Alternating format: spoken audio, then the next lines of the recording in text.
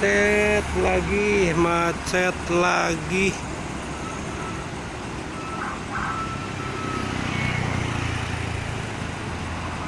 Sangat lama sekali macetnya nih.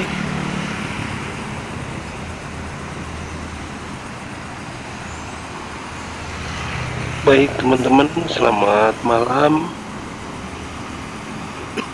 Salam sehat, salam sejahtera untuk kita semuanya. Inilah situasi pada tengah malam ini di jalur tol Jakarta Cikampek. Ini yang menuju ke Jakarta terjadi kemacetan dari tadi sore sampai dengan di tengah malam ini pada pukul 00.35 ini masih kondisinya sangat padat sekali. Ini yang dari arah timur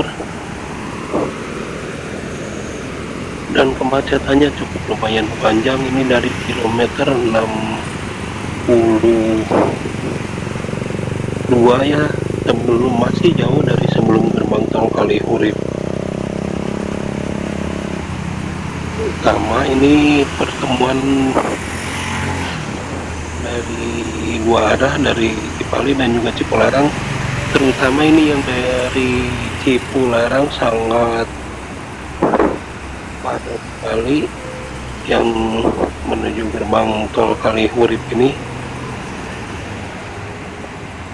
Dan untuk di sebelah baratnya sampai ke kilometer 42 ya, cukup lumayan panjang sekali. Dari kilometer 60